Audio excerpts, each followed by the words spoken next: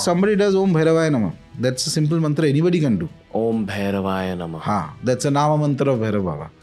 Okay, you do few malas or something, say, and you do that consistently for 3 years. Your test is, don't expect experiences.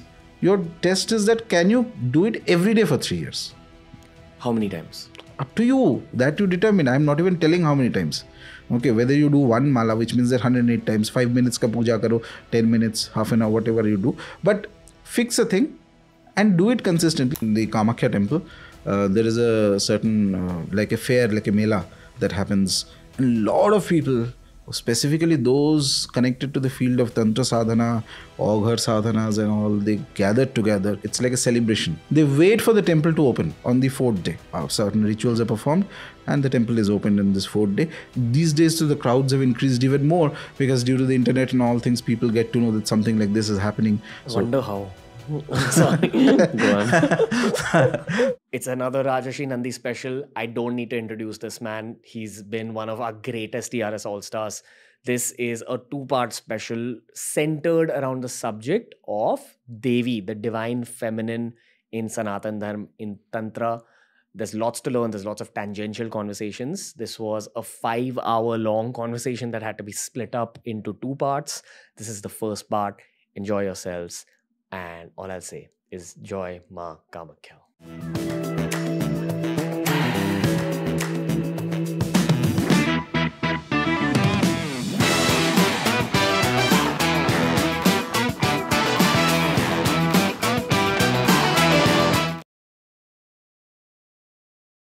If you're addressing a topic like Devi, you do it on a new day. You do it fresh. After yesterday's 6 hours of recording, we had to come into a slow day today. Right. How are you, sir? Wonderful. Wonderful. How's Bombay treating you? Good. Yeah? Yeah. Lot of rains, but good. Okay. What did you think of the almost 3-hour Shiva/Bhairav conversation we had yesterday? I thought it was wonderful warm-up. Because I was just thinking about it, then there's so many other things that came. That's how it is. Okay. See, like good art, the deities are like that. It's like the more you explore them, the more aspects will come to you. Some they will reveal, some you will know from texts. It's a beautiful journey. That's what sadhana is. It's a beautiful journey after a point. Yeah.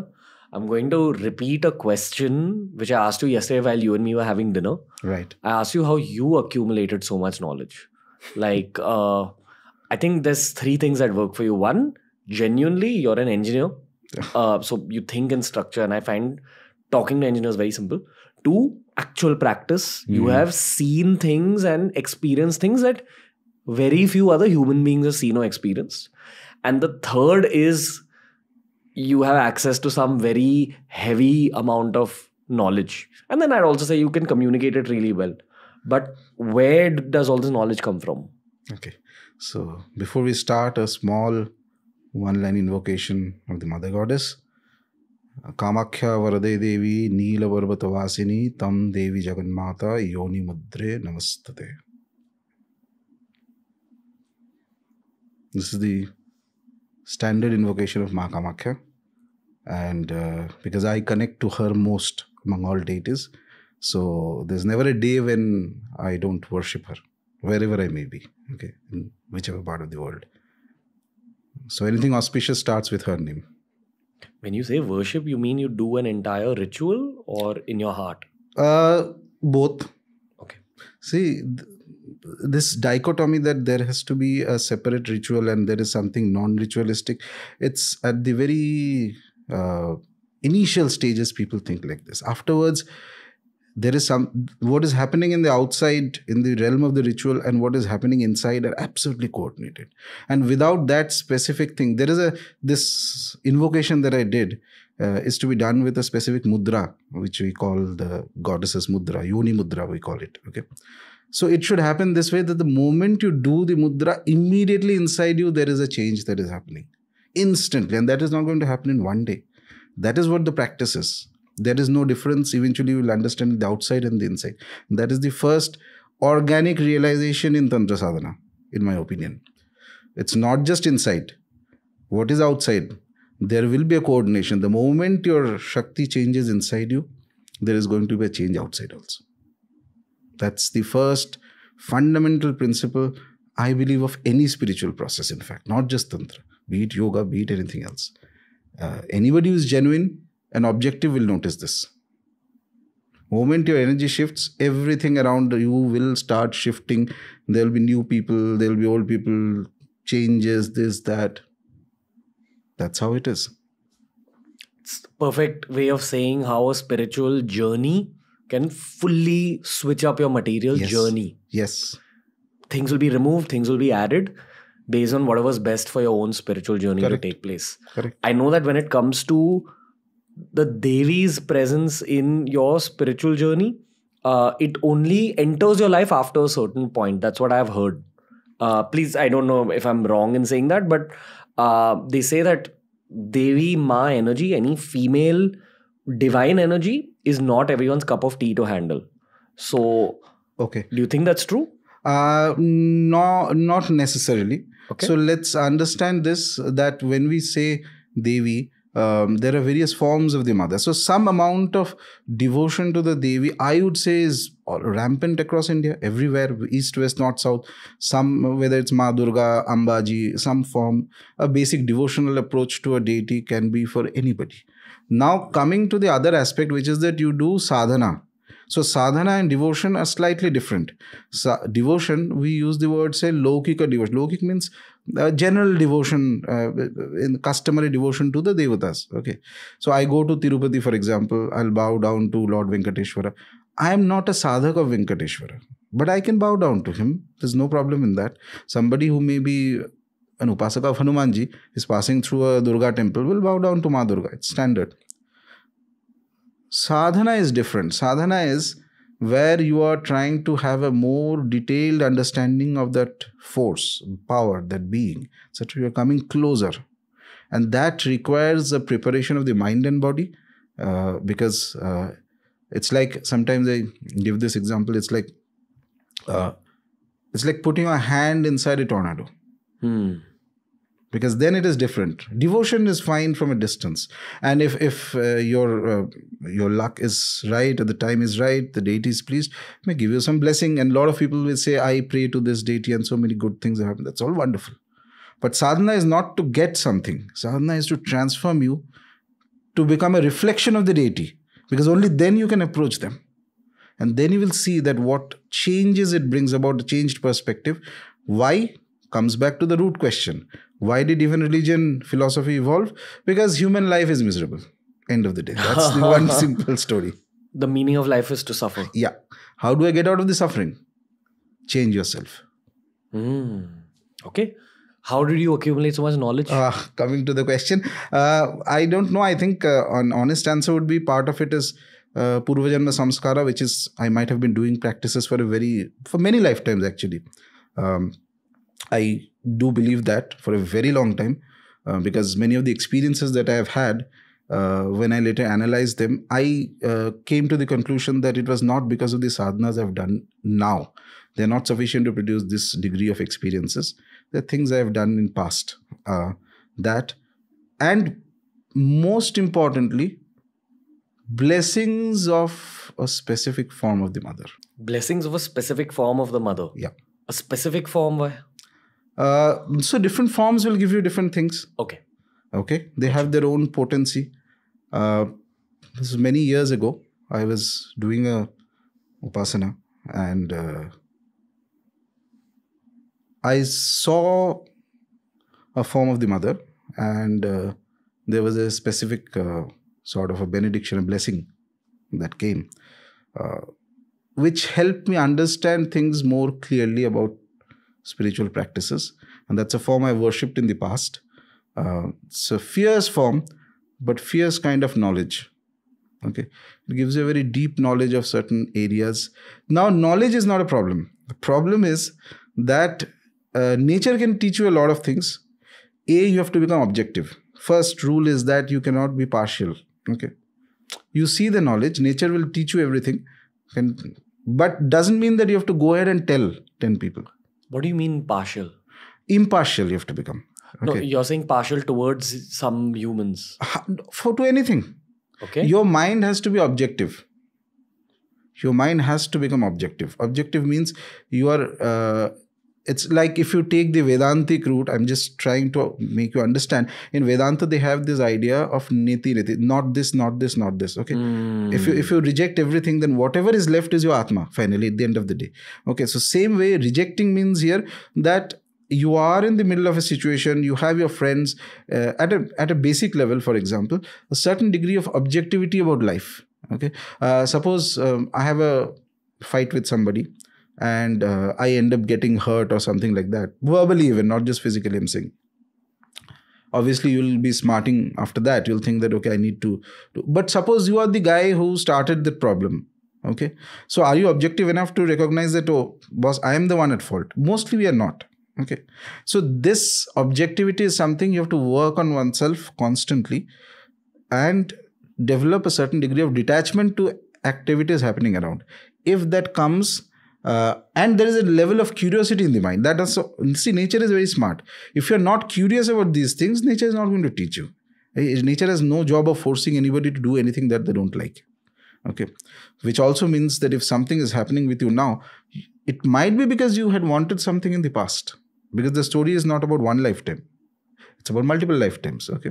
Then eventually what happens, at a stage will come when so you're curious about something, you are meditating on it strongly, and at a specific time there is this English word called, I think it's from the perhaps from the Bible, I don't know, epiphany. How do I put it? In those cartoons you'll see a certain tube light jal gaya dimag mein, something like that, fatak, and you know that this is the right thing. It doesn't, see, normal mind functions in a way of friction. So in logic and friction. So A, this is the evidence for this. B, this is the evidence. I am struggling with balancing both, and okay, looking at the weightage of the evidence, perhaps this is the right thing.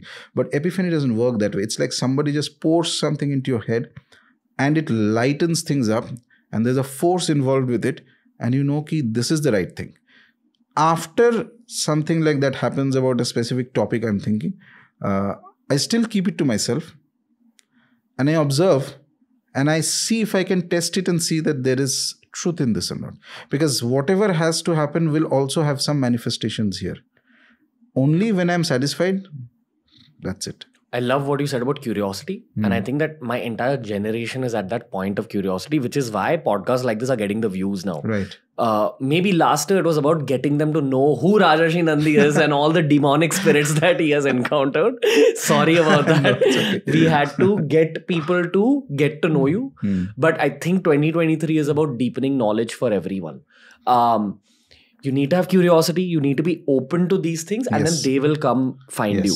In the same way that this thumbnail got recommended to all of you who clicked on it. You were meant to get this information. And as we move forward in today's conversation, it's going to become deeper, darker, and a lot more anecdotal. Just before we move ahead, I want to say that maybe certain words will be used in this podcast. So I would highly recommend that you check out Rajarshi sir's first podcast we did, which was the basics of Tantra. And if you want to deepen your knowledge about the theory of Devi Ma, we did a very detailed episode with Dr. Vineet Agarwal last year. So go check that one out. But now we'll move forward. Okay. Why don't we begin by just talking about the Kamakhya Devi temple in Guwahati, outside Guwahati? In Guwahati. In Guwahati. Yeah. Okay. You gave me a very special gift yesterday. Yes.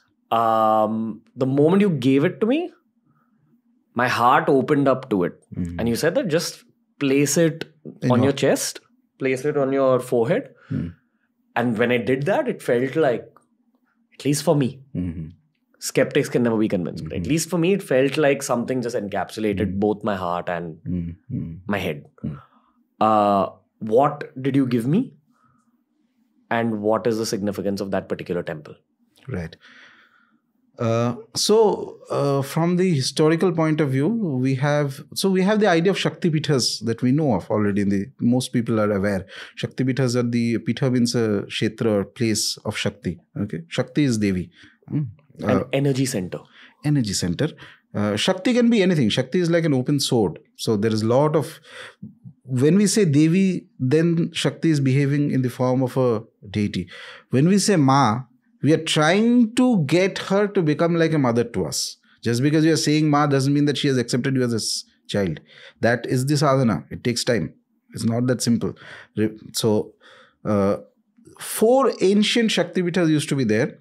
Of these, Kamakhya is one of them. 3 of them are almost inaccessible, or we don't even know the exact locations. Some perhaps in Afghanistan area. Wow. Like this. There were 4 original Shaktipitas, very ancient. Okay.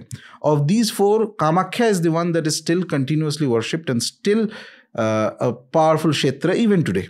Okay. There are 51 total Shaktipitas, but many of them emerged later on. And in some traditions, it is believed that not just 51, there are more Shaktipitas, 108, but they're not revealed to the world because perhaps the people are not ready to take them, or it's not revealed to all the people, masses. Okay. Is it true that, if you visit all 51 or, even the Shiva equivalent temples, Jyotirlingas? Yes. If you visit all the Jyotirlingas, at the end of your journey, something happens?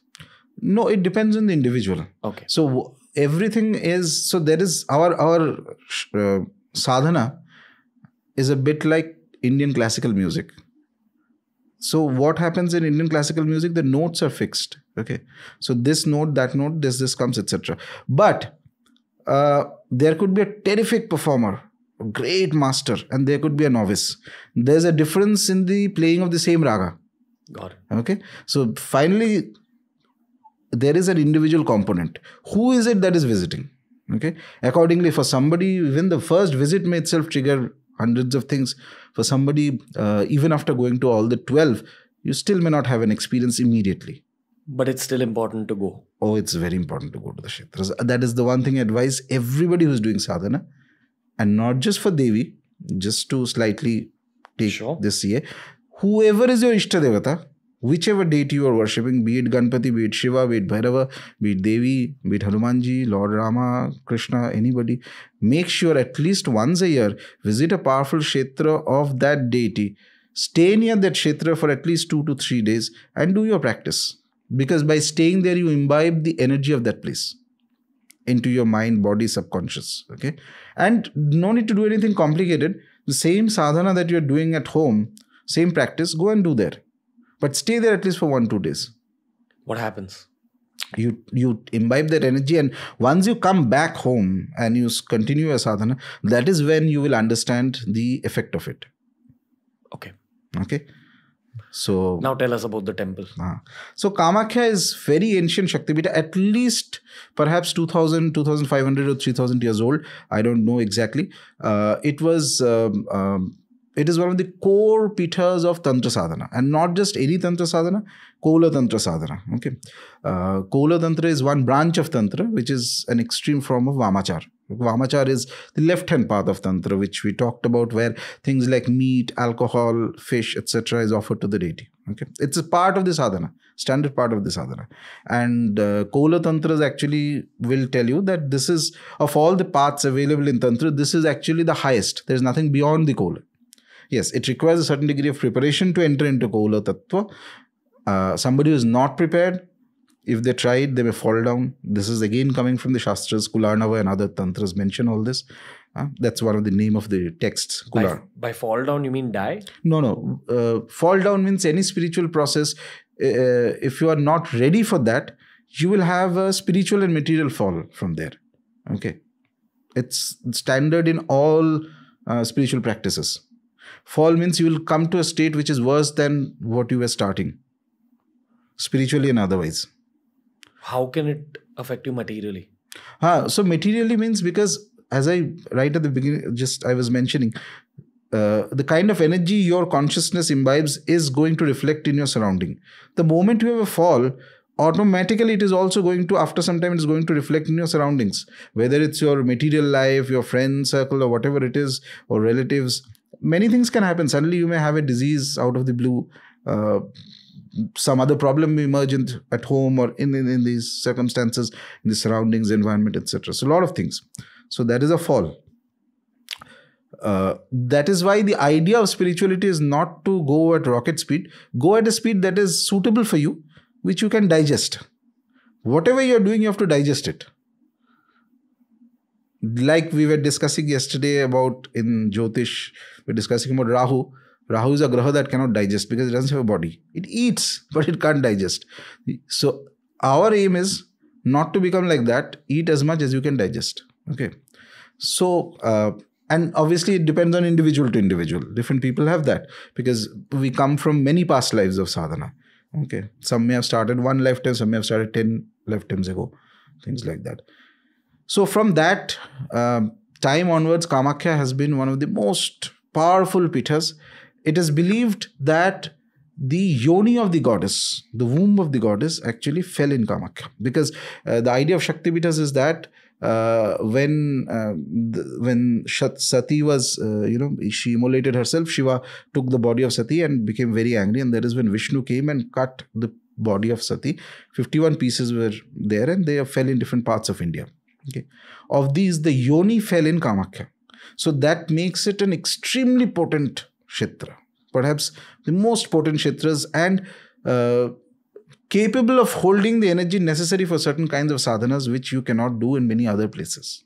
Okay.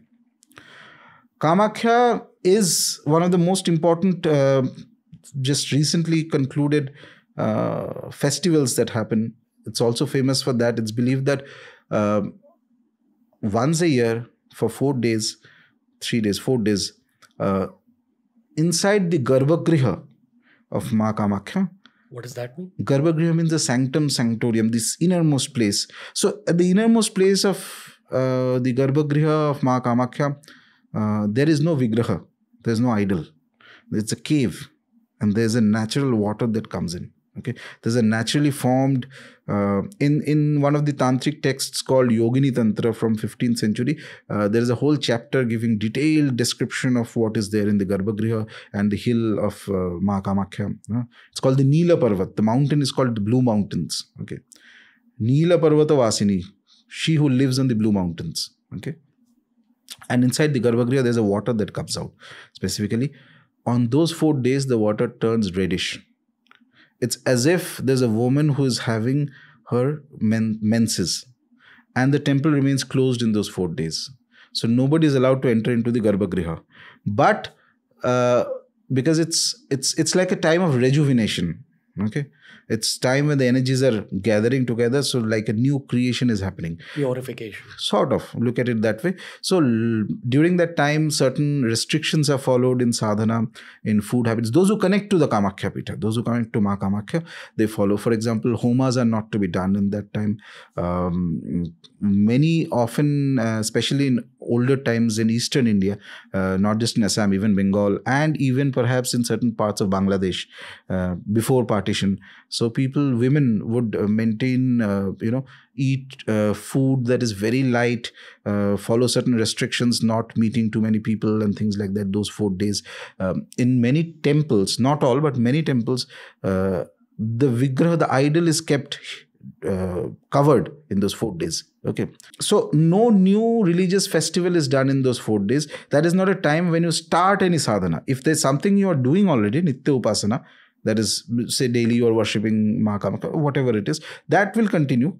But it is not a time when you start something new, and it is not a time when you actually do homas and things like that, more complicated rituals. Basically, that is, those 4 days are when it's like the earth is regaining its powers. Okay, as you said, a kind of purification sort of kind of thing. Okay. Also at that time in the Kamakhya temple, there is a certain like a fair, like a mela that happens, and a lot of people, specifically those connected to the field of tantra sadhana, Aughar sadhanas and all, they gathered together. It's like a celebration. Okay, time of celebration. They wait for the temple to open on the 4th day. Okay.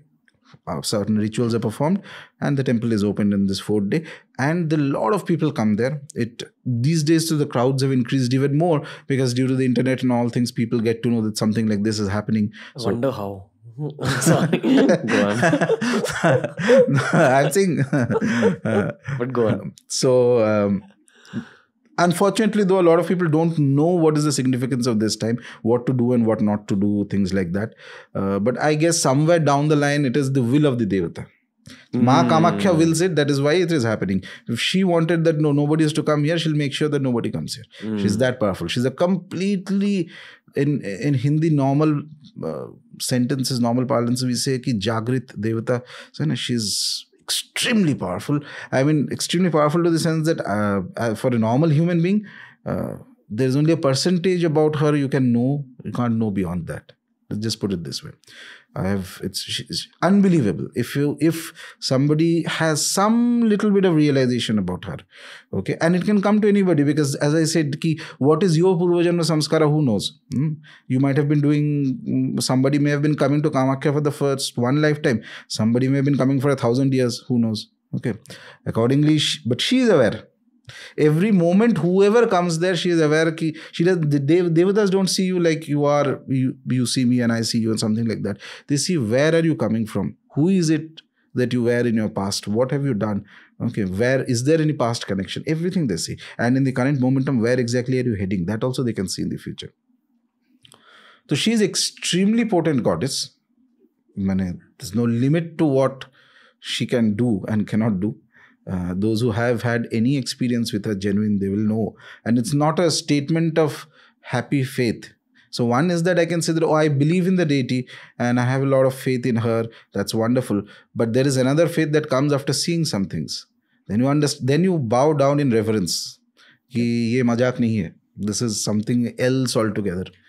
Before I ask you about what you've seen, I will ask you again about the gift. Right. So coming to that point, so after the 4th day, during those 4 days when the water turns reddish, there are cloths kept there, and that soaks in that water, and that is later distributed to people who are interested or who know what to do with this. These days, that is called the Rakta Vastra.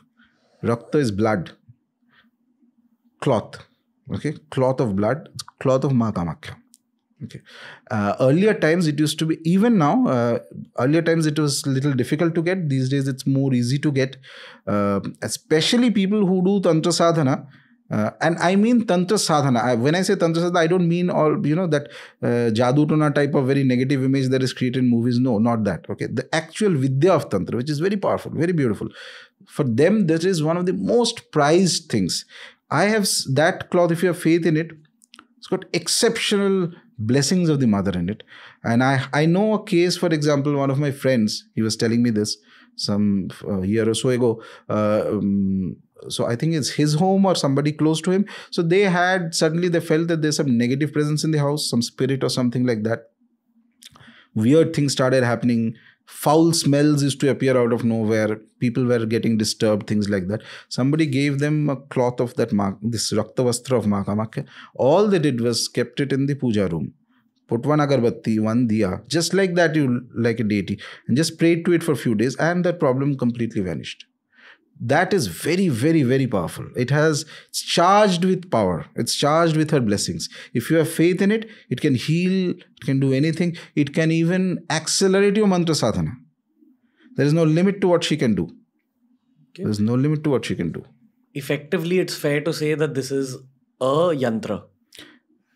Yes, but more than a yantra. Yeah, in a way you can say it is a yantra. A yantra, for those people who've not seen the intro to Tantra episode, is effectively an instrument, a tool which helps further your tantric practices. Yes. Tantra sadhana.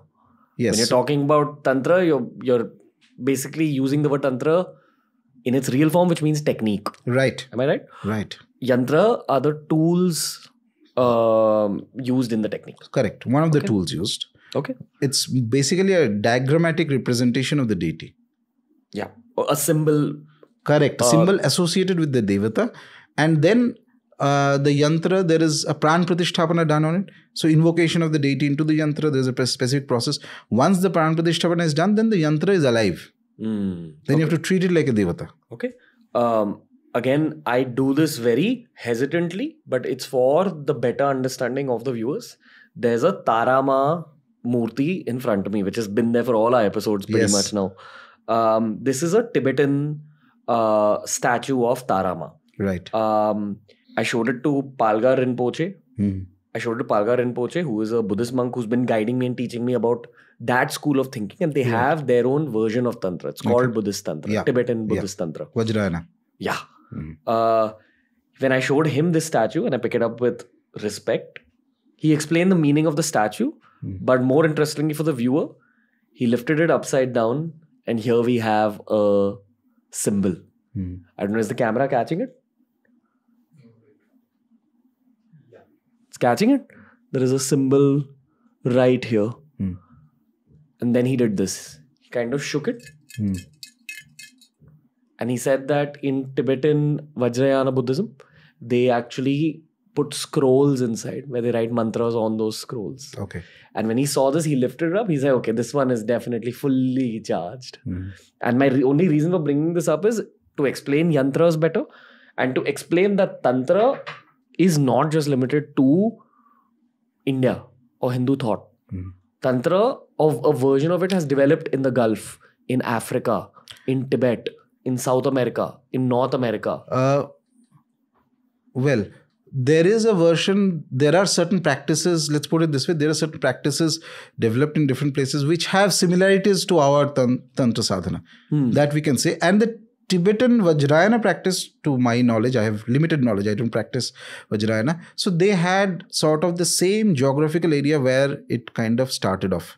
Okay. Which is North India. North India, more Eastern India.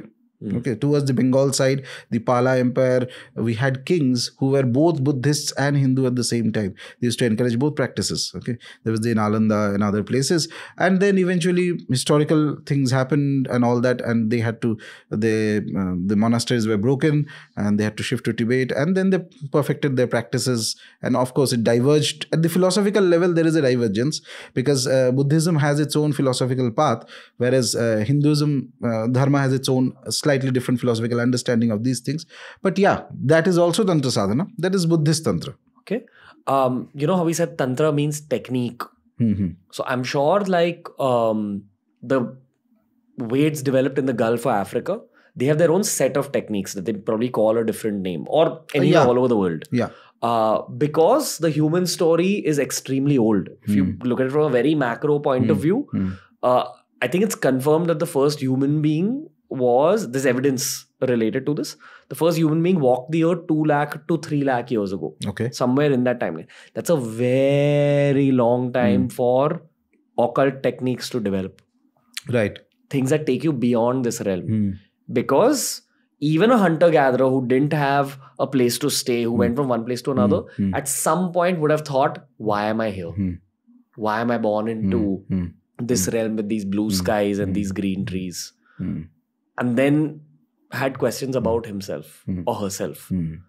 That's where religion, spirituality, and therefore the occult techniques began. Am I right to say all this? In a way. Okay. If I phrase the same thing, so there is a certain organic development of Tantra like practices in different places.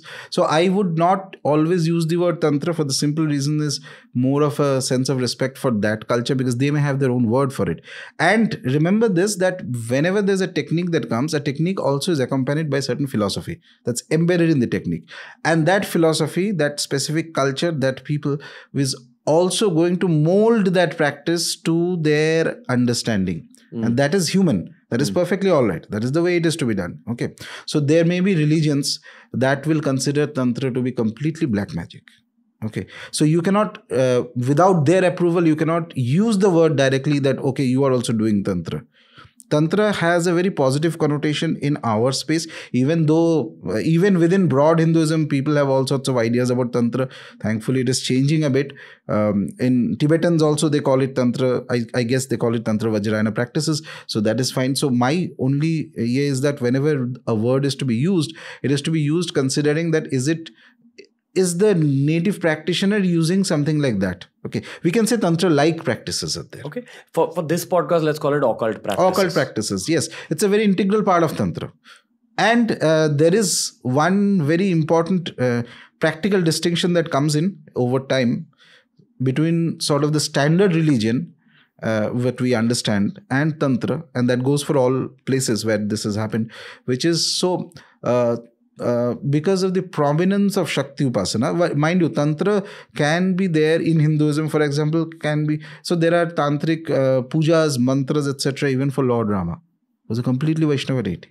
And there are mantras for his, for the weapons he holds. For Krishna, there are specific mantras, etc. One of the most popular mantras of Krishna comes from the Tantra, by the way. Okay.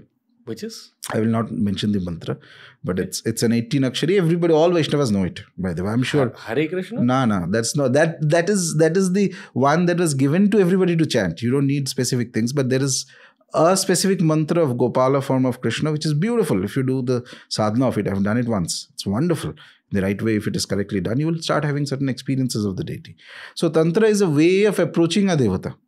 Tantra is not a standalone. Along with it, there is mantra sadhana, there is yantra, and of course, there is an overarching philosophical aspect of it. Tantra also, on a practical aspect, Tantra looks, as I said, it looks at the surroundings. Okay, it's the belief is that the mother, which we call Mahashakti, she has created this world. So she is the one who has come here and formed everything.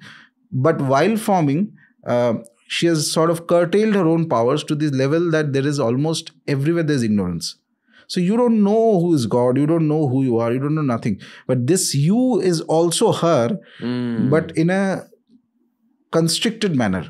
You, as an individual, you have the not going very deep into the philosophy, but as an individual, as a sadhak, your job is how do I unfold this? And this will happen through two ways. One, your effort and blessings from the devata. It's a way of saying your body, mind and soul are capable of evolution. Yes. It's already inside you. The potential, that software is already inside you. Correct. Are you willing to put in effort and right, belief and emotion into right, unlocking your true potential? Right. Okay. And that is why, for example, as we were discussing, the great masters from Kashmir, one of their philosophical terms they used was that the final stage is recognition of Shiva, recognizing that you are Shiva. So you are not discovering, you are recognizing. Through unlocking your own Shakti. Yes, through the practices, because Shakti is the gulf between that and she is the one who has come down. Okay, she is the one who has created everything. Now, it is important to understand this because there is a difference from another religious view where there is a divine or a god or whatever, creator, whatever you believe, who is outside of the system. That is not part of Tantra. Tantra doesn't look at it that way. Yeah, we believe that there is a mother who is immanent. Immanent means embedded inside, who is also transcendent, is outside. Both are equally true. And our job is we start with the immanent and slowly move upwards through sadhana. So at the end of your sadhana, not at the end, when you reach a certain point of progress, yeah, your Kundalini awakens. Yes, Kundalini awakens, yes, that is to there. That will happen. And this is what you're trying to say in terms of you unlock your own Shakti. Yes. What I'm trying to say is that Tantra starts with...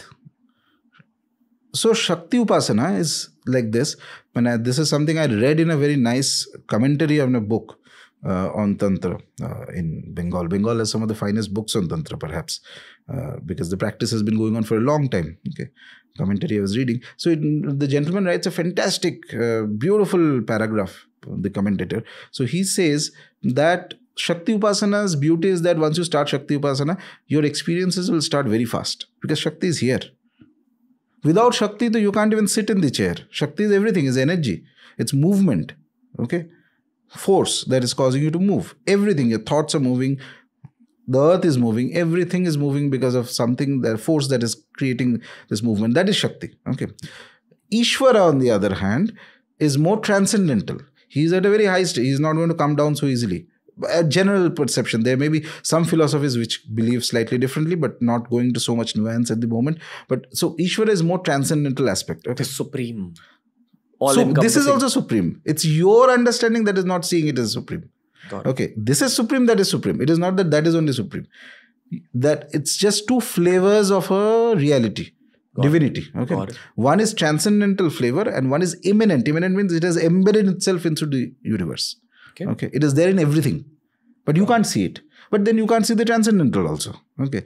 So transcendental, you have to lift yourself up to that realm and may get an experience. And there is anugraha that comes, grace that comes from the transcendental divine.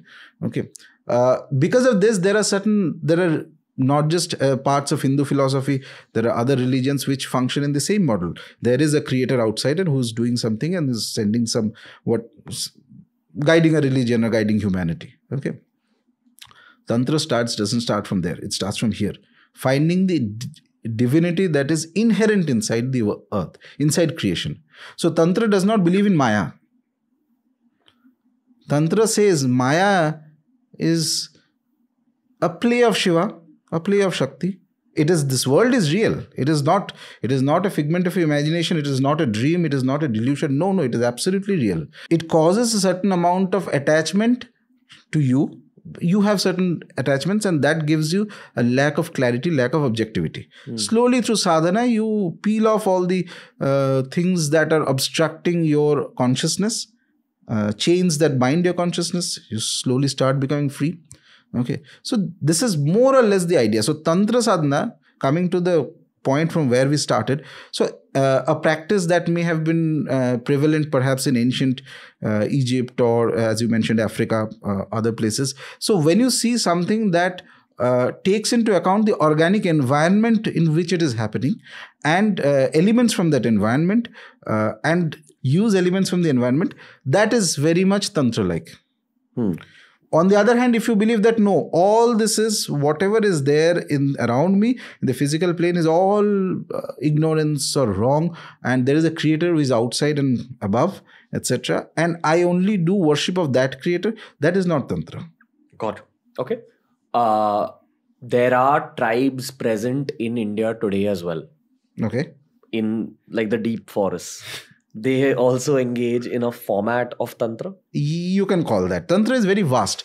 So as we had while the central idea of Tantra is to worship the Devatas in a very real manner, there is also darker aspects also involved in it. So yes, there are tribes who practice Tantra. Tantra is very similar to even the folk religions. That you can call them various folk religions that are there, are also highly influenced by Tantra, or that's a form of Tantra. Folk Tantra, you can call it, something like that. Something that starts with an organic understanding of your environment. Your place, Desh, Kal becomes very important. What is the place? What is the time? A tantric ritual when is to be performed. One of the things, most key ingredients is that what is the time? Time means, as we were discussing, Devatas have their own tithis and all that. So if you have to worship Ma Kali, for example, Amavasya is a very good time. Amavasya is... New moon is ideal for her. Okay. So for some other deity, it could be something else. So time becomes crucial. Ingredients become crucial. Ingredients means, what is it that you have to offer to her? What is it that she likes? Okay. What are the things that a specific deity needs? What are the mudras that they need? Okay, what is the mudra that she likes? What is the mudra that somebody else likes, etc.? So various things. Mudra is a formation of your fingers and hands? Gesture, a kind of. Okay, so like that, various mudras are there. So one mudra is to offer something to the deity, one mudra is to invoke the deity. Okay, and as you keep practicing, it will resonate with certain things, changes that will occur inside you. So there is not going to be a difference. The moment you do the mudra, immediately inside you will see a specific type of vibration that is happening, and you know that there is a connection that is being formed. Okay. You know that one of the stereotypes with Bengalis is that there's two stereotypes. The first one is that they're very good looking, and the second stereotype is that there has been a lot of tantric practice in Bengal. Yeah. I feel like there's been tantric practices all over India, but it's just survived in Bengal. You can call it that way, yes. What do Bengalis know that the rest of India doesn't know? Do you guys have this kind of conversation more often? Like, is it more free-flowing? In some, depends. Not all places, but yeah, in some places in Bengal, there is a more organic acceptance of Tantra, which is not there outside of Bengal. In many places. So the word Tantra automatically evokes fear or mixture of, that thing. But not necessarily, because one of the other reasons is that Ma Kali is so widely worshipped in Bengal. She is like one of the Adhishtatri Devis. Adhishtatri means one of the goddesses of that geographical location. Okay, let's put it that way. So obviously, if you have devotion to Kali, Ma Kali, Eventually, somewhere or the other, the concept of tantras will start appearing in your life. Wow. There's no question. That is her path. It is Shakti who has created this path and who loves this path. So obviously, if you are, especially Kali, Ma Kali, if you worship, if you keep worshipping, eventually on your own, there will be certain transformative changes towards, I'm not saying you'll knowledgeable in Tantra, that depends on a lot of other factors, but your mind will become more open towards acceptance that this is a valid path. Maybe to understand your world better, now we get into your experiences a little bit. Okay. Whatever you can reveal. Maybe before we get into the experiences, I want to talk about the outcomes of last time's podcast series that we did. We did 5 episodes. Yeah. All of them had anecdotes and experiences. Yeah. Do you think it attracted some negative energy towards you? Because we were talking about negative things and addressing negative energies? Yeah, perhaps to some degree. Okay. So negative energy attraction, well, not negative, but let's say that, yeah, there were a lot of people with a lot of problems involved in related to spirits, black magic, who tried to contact me for help. On the other hand, as I keep repeating after that, in fact, because there was such an overwhelming amount of emails, I couldn't even read. When I open my mailbox, it's like flooded. Randomly 1 or 2 I can pick up. That's like humanly possible to do. Okay. Majority of them were related to these kind of some negative influence going on, and etc. etc. And these things are not easy to deal with, by the way, because they involve a lot of expenditure of your own energy. And you only, as a human, you have only limited amount of energy. You can't do more than that. Okay. That's one thing. So I had to open another mailbox because of that. And I kept telling people that it's better to find somebody close by instead of trying to come to me. Because first of all, these things, there's a barrier of a distance. Not all things can be done at a distance. Things like that. Eventually, because of the mails, flow of mails, I had to start my own small YouTube channel to answer few very common questions that keep coming, because instead of replying to everybody, I thought that'd be easier way to just, explain to people, things like that. So yeah, in that sense, there has been more volume of whether it's abhichara, black magic, or spirit related problems that have come. Few of them that came after that, some were easier, some 1 or 2 were very difficult, but I will not go into explaining all of that. Yeah, it was a learning lesson for me also. Let's put it that way. Okay.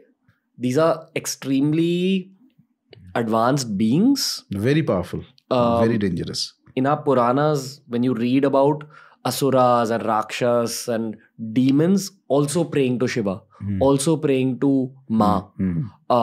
They are also gradually accumulating power from Shiva, from Ma. Yeah. Now, you as a human in this life, and probably in your past human lives, have also accumulated a certain amount of power. But say you've only been accumulating it for 200 to 300 years. Yeah. These might have been accumulating it for 20,000 years. So, though you're praying to the same deity, they just have a larger weapon to hit you with. Right. So, correct. So, as we were discussing, so I'll explain this point. Sure. You're right.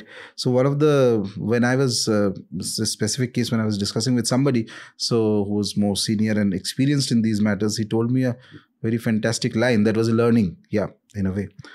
So he asked me that, how do you plan to deal with this specific case situation? So I said that, suppose I do XYZ of Bhagavan Bhairava, because he's very good in dealing with negative entities. He said, then that gentleman heard and he just smiled. And he said that, he asked me in Hindi, "Tum kitne saal se puja kar rahe ho Bhairava Baba ka?" So I said, so many years. Okay. So say 10 years, say 20 years. Okay. 20 saal, 30 saal, jo bhi. Said that entity you are going to pick a fight with has been worshipping for 200, 300 years. Why do you think Bhairava will listen to you? So here is this interesting thing you learn from this thing. The cosmic devatas, gods, be it Shiva, etc., they are not only gods for humans, they're also gods for all these entities and all that. They look at it in the same way that we do. They have a tremendously detached view of things. They are not particularly invested or involved or completely that, okay, I am partial to only this human race. Not like that. And our Puranas describe that there have been so many cycles of creation. One creation happened, didn't work out, got destroyed, etc. So it is not that they have any specific You're talking about deities here. devatas, great deities. Okay, great deities. They don't care whether you're human, whether No. you're a Rakshas. That's what. They are worshipped by everybody. It's not just the humans who are worshipping. They are worshipped by all these entities also. And we describe Shiva, one of the names of Shiva or Bhairava is Bhutesha, Lord of the Bhutas. Bhutas are spirits. They also worship. Okay. They also get scared of him. They also revere him. And he has this, in a way you can look at it, the magnanimity of the deity is that he accepts even that which is rejected by the normal human society. Okay. He is not saying no to them. Okay. And he has his ways of understanding and judging. So that was a lesson for me, that those entities, it was multiple actually, were far powerful, and it would be foolish to try and do something on my own without sufficient preparation, backup and other things involved. Okay. But thankfully that got resolved in a certain manner, though there were other troubles that happened. It wasn't easy. That too I credit to Ma Kamakhya, that eventually we found a way to put that into some kind of a semblance of order. I know you can't describe the details of the story or anything, but can you give some input on how you battled with these things? Well,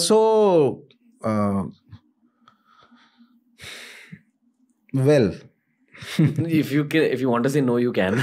No, I will not. Again, it will involve certain more details which I don't want to put out in a public way like this.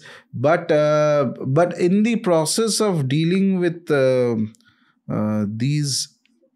So obviously, if at the end of the day, at a very simple level, if you are affected by, say, a spirit, small level spirit, so the way to go about it is that you do, say, protective measures of deities. Kavacha, for example. Kavacha is a kind of a stotra part, which is a protective armor that creates the energy of protection. Okay. All deities have their Kavacha. Would Hanuman Chalisa count as that? To a degree. A soft one. Softer one. But also because Hanumanji is kind and because people have a lot of devotion. So at the initial levels and all that, it is very good. At the initial levels. Most people will only encounter initial levels. What the levels I'm talking about, it is very rare to encounter these things.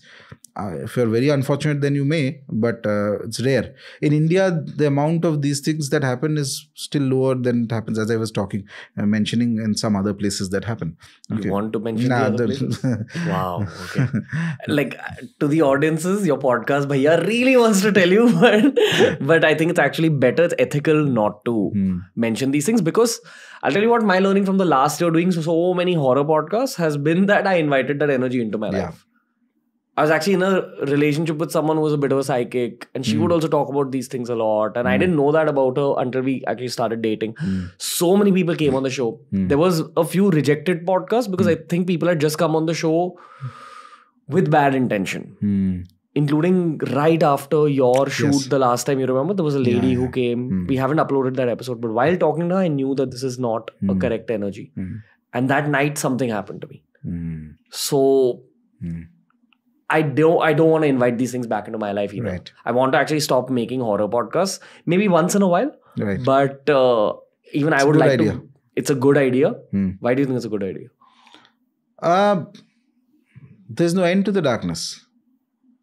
How deep will you go? And eventually, let me put it this way, there are people, specific types of people who deal exclusively with these things, by the way. Okay. There are people like that who deal exclusively with the negatives, and they go to an extreme extent where they might even capture a negative and use it for various purposes and all that. It may seem that suddenly you may find that as if the person has some divine power, etc. But how do you know the source of that power?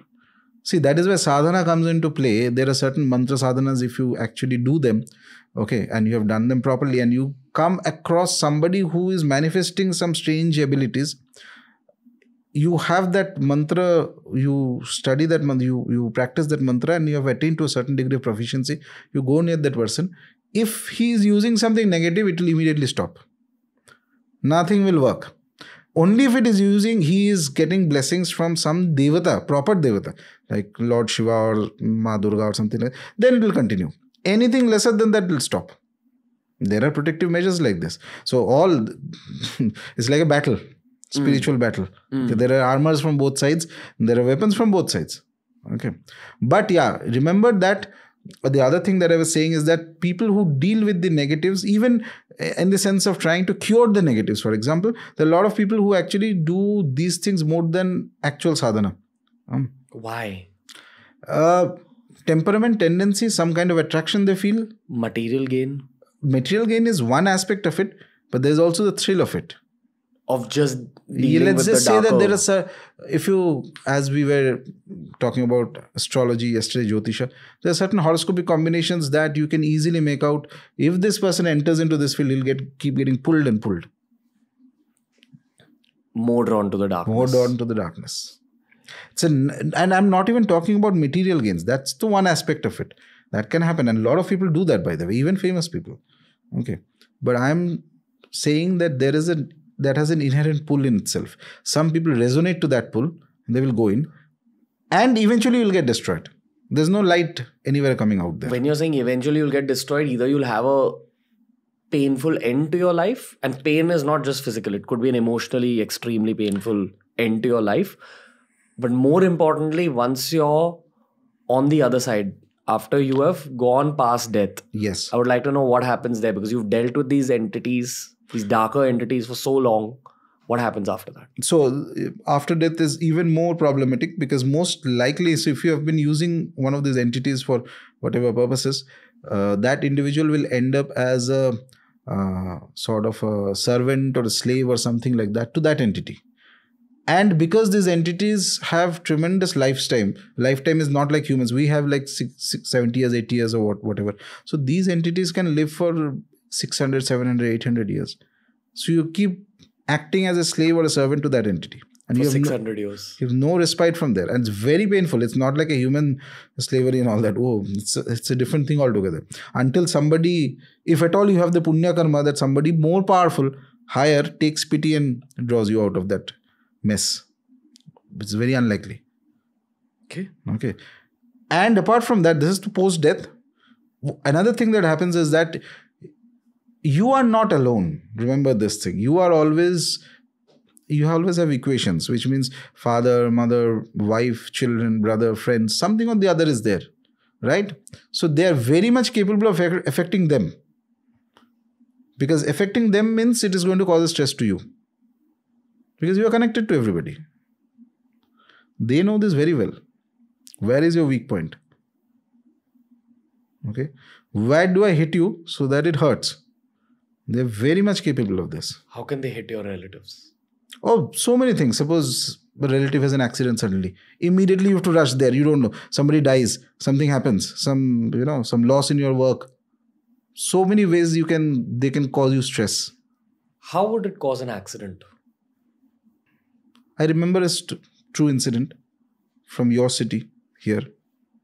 I was not involved, but a friend, very close friend. So he was describing, I think he was in maybe 11 or 12, one of the roads. I don't even remember which road it is, in Mumbai only.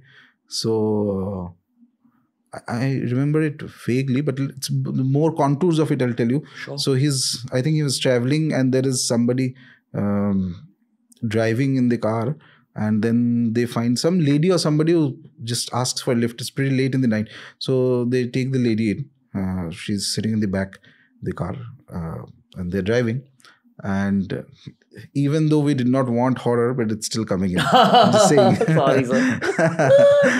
But so after some time, suddenly he sees that his friend who's driving, he's like kind of the car, he stops the car, but it's more like a, almost accidental stop.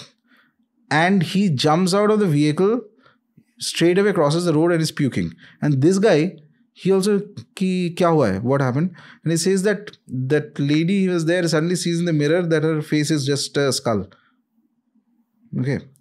And he immediately has an accident. And then they can't find the lady anymore. At that time, there was some, I think, temple or something close by, or I don't know, maybe a mosque or a temple. I can't remember exactly. Somebody from there comes in and says that this kind of an incident has been happening a lot of times in this road. People suddenly see you are driving something, suddenly in front of you see something horrific. So you lose control. You have an accident. You die. so many non-physical entities have a lot of ways in which they can manipulate your reality. They can become visual happenings around you. Visual, auditory, even physical. There are cases where you might get physically beaten by these entities also. That also I've seen. But let me clarify, so that I do not get any more mails, that I don't deal with these things. So if something like this is bothering you, find somebody close by to help you out. Because there's only so much quota that I will take, not more than that, because humanly, there is only so much you can do. That's the understanding, is to be very clear. Okay, what is your capacity, competency, and how much you can take and how much you should not take. What is it? There is sometimes prudence in avoiding things than in doing things. Yeah.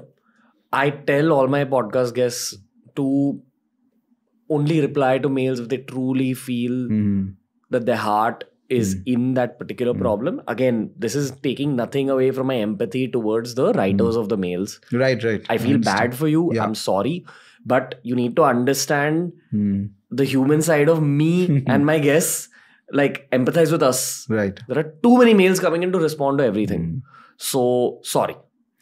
That's all. Yeah. Is that the reason you're not talking about like the scarier stuff? Because people... No. Because some things are fresh. So let's... Okay. And because there are other people involved also. Okay. So I would not like to bring... If I bring out more details, so if not them, because these podcasts will be seen with a lot of people, so somebody close to them may find out that something like this. They may find, okay, 2 that this perhaps is this guy. So I don't want, it's like a sort of a breach of privacy, which I don't want to do in that sense. Okay. Fine. But since we are on the topic, there's another one that I had to deal with, 2, which were very kind of nasty, is the word for it. So Ma Kamakhya is like this. She said, okay, I'll show you. Why did you ask for it? I don't know, just the thought came. Okay. After TRS? Not necessarily after TRS. It was a few months after that. This happened around, March. Okay. March. Okay. This was also a very nasty case of possession. A very bad case of possession. And with a lot of marks and a lot of, there's a bit of sexual element involved. Okay. From spirits. It's possible. These things possible. As in they will take advantage of you sexually without your consent? Yeah. Yes, they can. Especially women?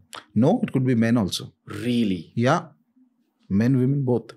Like a female spirit or a male spirit? Yeah. Taking advantage sexually of you as a human being? Yeah. Okay. That's possible. So there were some cases that I dealt with like that.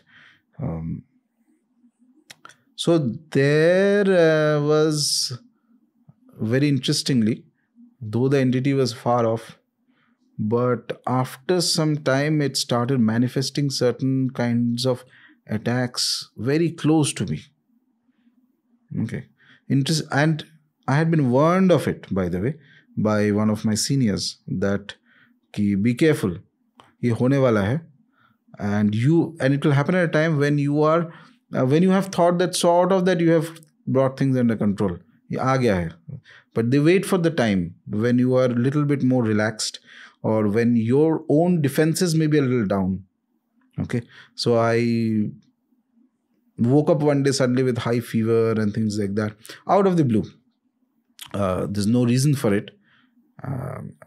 And a lot of weakness, and some other signs were manifesting around, which told me that this is not at all normal. It's more like an attack that was there. But thankfully, then at the end of the day, I have a very strong group of spiritual friends and backups, which are always there. And also there is the Ishta Devatas.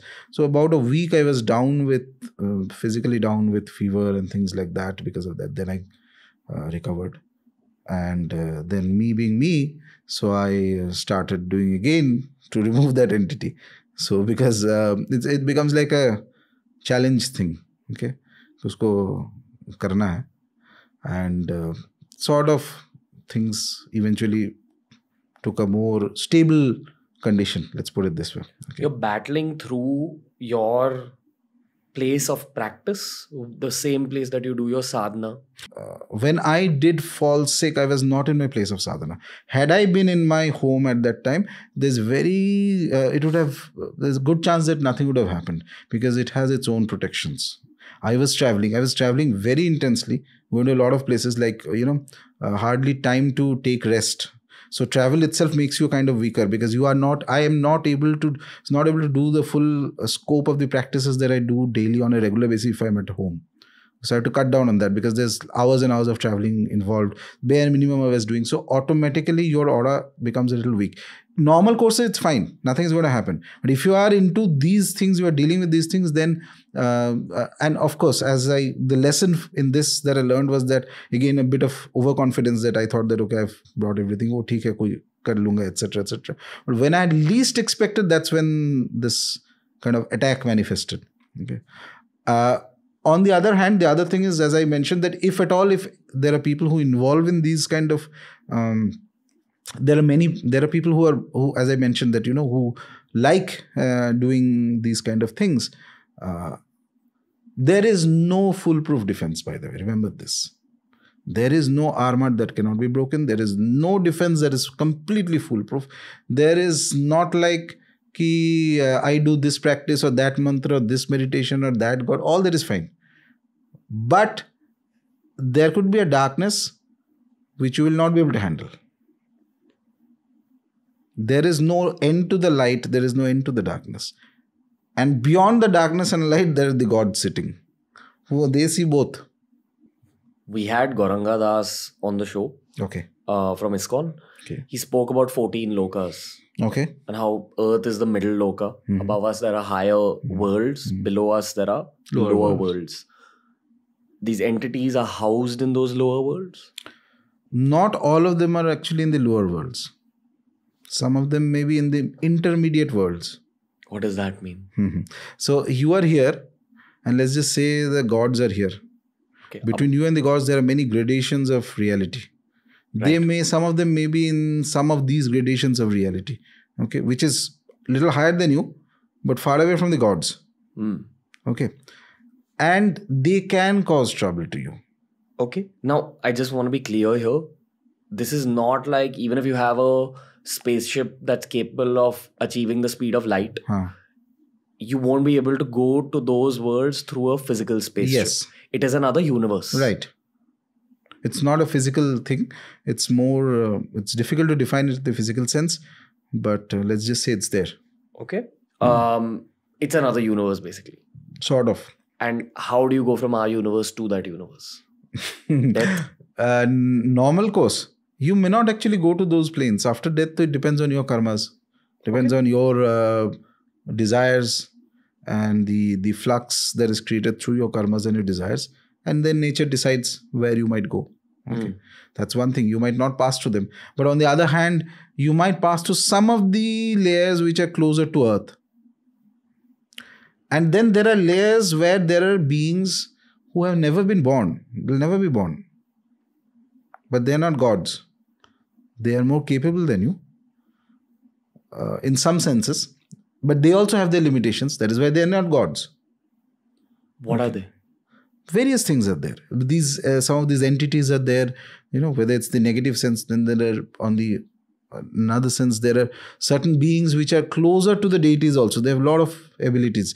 I don't know. I think maybe we spoke about them or not. Gandharva. Gandharva. Higher than that is there. But those are not going to affect you so badly, by the way. Okay. They don't interact with humans that much.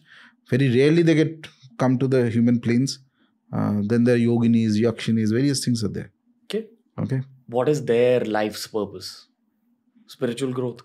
Everybody has their own version of spiritual growth. Everybody has their own version of dharma. Including the negative entities. Yeah.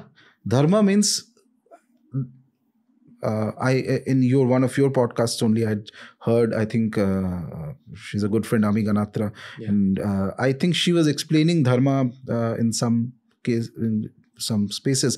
And there was a very beautiful thing she said, and it stuck in my mind, that whatever practices, beliefs, activities that help to sustain a thing for a longer time. The positive sustainability is one of the key factors of dharma, and that I think is a very nice definition of dharma.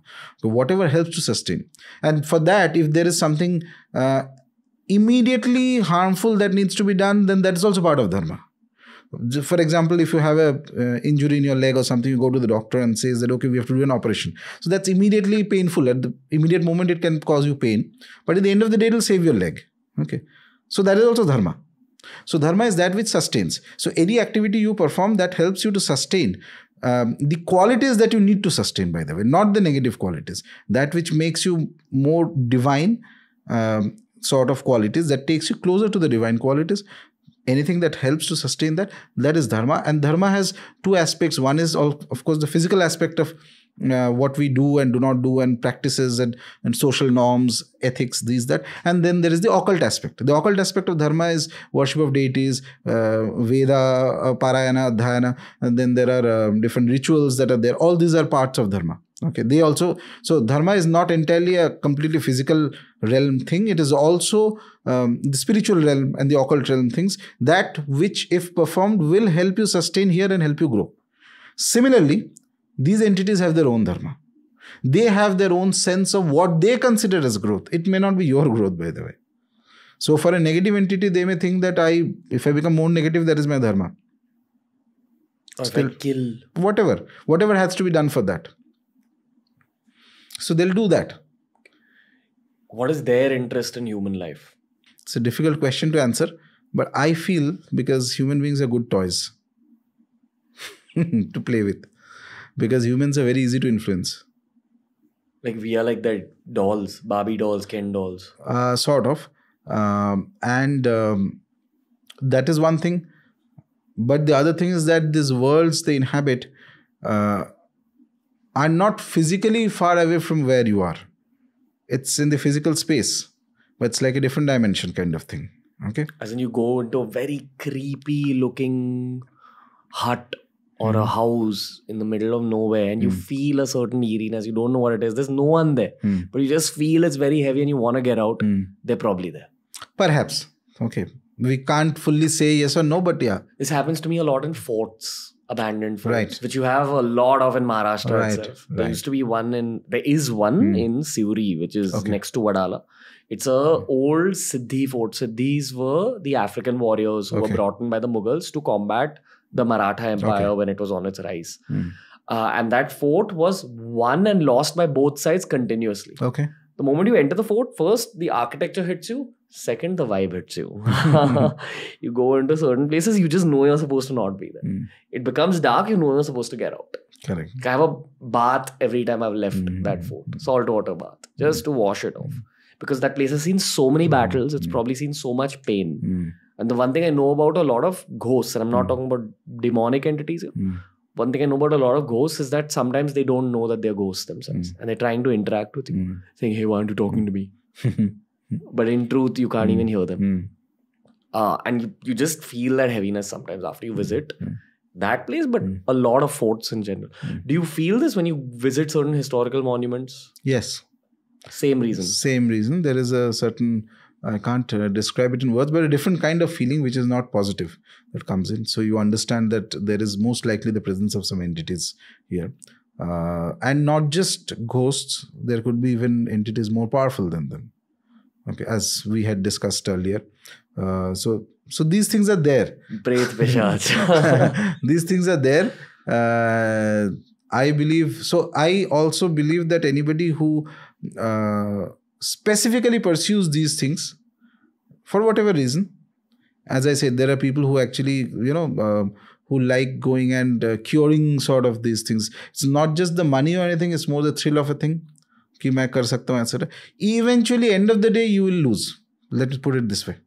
It's just a matter of time. When are you going to lose? What is loss? Loss is that somebody of one day or the other, you will encounter one of those entities whom you cannot defeat, who will defeat you, and their defeat is finished. They're not living. There's not a second chance. Like they'll kill you. Cause so much damage, not just kill. You may lose your mind. You may be completely turn up psychotic. A lot of things can happen. Lot of things. What is this lose your mind angle? Lose your mind means you lose your mental stability. Then people will put you into some asylum or somewhere. They'll think that you have gone crazy. So if you go to a mental asylum right now, there could be people who have actually done exactly that. I can't say, but I'm just saying that if somebody pursues this path endlessly, eventually one day or the other, you will fall. What is the spiritual aspect of losing your mind? How can these entities actually go into your brain and play with your neurons? No. Your thoughts. They can influence your thoughts. Very easily. One of the typical ideas in yoga, Sri Aurobindo used to say that just about most of the thoughts that you get in your head are not yours in the first place. Whose thoughts are there? And somebody else's, something that is floating in the air. Sometimes there's a pattern of thoughts that come recurringly to certain individuals, etc. So none of it is yours. It's like yours, you're just an open receiver that comes in. But a receiver with an ego. So moment a thought comes in, your ego attaches itself to it and you think, oh, I am thinking about it. And this knowledge, if somebody has, and somebody is advanced enough, you can even plant a thought in somebody's head. As a human being. Oh, yes. And they will think that I am thinking about it. And then they will act according to the thought. This is like that Vashikaran mantra. No, that uses something else. That's another zone that uses... this is more subtle. It's very difficult to explain. The influence of this is very subtle. If somebody does it, very subtle. Thoughts are subtle. Thoughts are not heavy. But these things like Vashikaran is that you feel a physical urge to be at a certain place or with a certain individual. A physical urge to be at a certain place or with a certain individual. As if somebody is physically pulling you. Why don't you explain a little bit about what Vashikaran mantra is? No. Vashikaran is, there are Shatakarmas that are there possible in Tantra. Okay. Shatakarmas means 6 types of kriyas. Okay. Active rituals, broad classification. One is the Shanti Karma. Shanti is peace. Anywhere you need peace, in a home, in an environment, something like that, you do Shanti Karma. Then there is something Vashikaran, Sammohan, etc. Vashikaran is to bring somebody under your control. Okay, it could be anything, anybody. Okay, you do certain rituals to do that. Sammohan is a mild attraction you produce in somebody. Mild attraction. Yeah, Vashikaran is more tivra.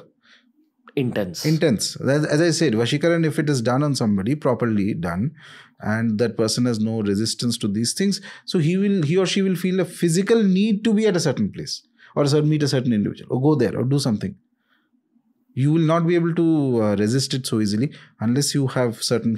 If you do spiritual practices that acts as a, something that protects your aura from these things. Okay. Generally saying. Okay. Before you move forward in the explanation, you want to explain what those other 6 are? Yeah. So then there is Shanti, Vashikaran, Sammohan, Uchchatan. Sammohan is mild attraction. Then Uchchatan. Which is? Uchchatan is to remove somebody from a place. Like a position. No, it could be on anything for that matter. So you live in a particular city, in a particular house. Suppose somebody does something like that. So within suddenly 2-3 days, you'll feel, no, I have to leave this city, I have to leave this house. I can't stay here anymore. Just leave and go. Okay. And until you go, you'll not be satisfied in the heart. Okay. That is Uchchatan. Okay. Then Uchchatan, how many did we cover? 4. Uchchatan, Maran. Okay.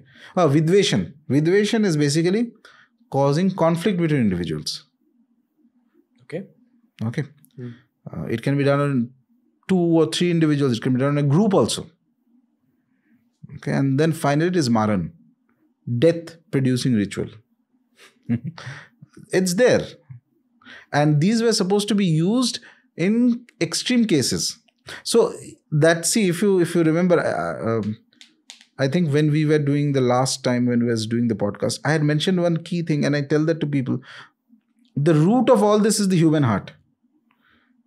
In your office, you have a fight with somebody, you think that wo agar bhag jaye na office chhod ke to bahut acha hai. So your Uchchatan started there. These are just means to manipulate reality to get that thought. Yeah, amplified. it's like basically Tantra is saying that if you want to do that, I'll show you how to do it better. But whether you want to do or it's up to you. And the responsibility will also come to you. As in the outcome of that karma. Yeah, definitely. So for example, if someone does a Vashikaran mantra on a girl or guy that they wish to entice. Yeah. What will be the outcome of that? There is going to be some repercussion obviously on the, it depends on, you cannot say it like this. Why? Because you do a particular mantra on somebody and suppose the person loses his or her mind or does something very drastic. Like what? Anything can happen. You do say they commit suicide, okay, because they're not able to feel satisfied or whatever it is, jo bhi hai. So you can, that's where that phrase also comes in. Remember we were talking yesterday, you mentioned from the Gita that the karma is very deep thing in this sense, because until and unless there is physically what is manifesting out of it, so you can do this activity and you think that okay, XYZ person will come to me, but what if the person is not coming to you? What if the person has some resistance? So there is going to be some pull and there is some inner resistance. And this conflict reaches a point that they're not able to function properly. They lose their job. They end up in a hospital. They get back. So you are basically accumulating. One trigger has caused so many other negative things. All that negative is going to come back to you. Not just one thing. Every bit of negative that person is facing is going to come back to you. This is what the world would call black magic. All these things. This is just application of Mantra Shakti. Is there a positive version Why of not? These same things? I'll tell you now, coming back to Kamakhya, we have gone too much into this. So one of the recorded, one of the chroniclers during the Mughal times and others, I forgot the name of the chronicler. So he records that the Mughal emperor Aurangzeb could not gather an army to attack Kamakhya. Why? Because the last time there was an attack, apparently an army of 1 lakh people vanished in the forests while coming towards attacking Kamrup. Kamrup is the region. Okay, only the horses and things were left. Men had vanished, and they believe it is because of the occult power of Kamakhya. Wow. So here is a foreign power that is going to attack you. You are free to use all the 6 rituals. Ooh. It's like you take out your weapons. Absolutely. And also you fight physically and you fight astrally. Yeah, this has come up on the show. We had Radhakrishnan Pillai, who's dedicated his life to Chanakya. Okay. And Chanakya also used to use the occult during war. Yes. It is absolutely legitimate to use it. It's the same 5-6 things that you spoke about? Yes. And I'm assuming that the technique to use them includes mantras as well as yantras. Lot of other things are there. Lot of other things. Yes. Mudras. Many things. Vastu is one of the most key things. Clothes? No. That is Vastra. Vastu means basically objects. What is it to be used? Specific. Every object in the world has a specific energy. Tantra also uses this thing, which is that let me combine this specific object. Certain roots of certain plants collected on specific tithis. So time is important. You can't just pick up any day from specific places. Energize with certain mantras. Keep it in your place. Certain changes will start happening within a few months. These are all parts of Tantra. Those who have that knowledge. I want to break down this Aurangzeb situation a little bit because I have some historical context here as well. What I will mention though for listeners is that if you pick up any Witchcraft 101 book which is written from a Western perspective, a Celtic perspective which developed in Europe, they talk about witchcraft rituals in those where it's the same thing. There is a spell made through words, there is objects included, and there is timing and certain positions you're supposed to sit in. Which takes me back for a brief moment to the start of the podcast where I say that these are all human story related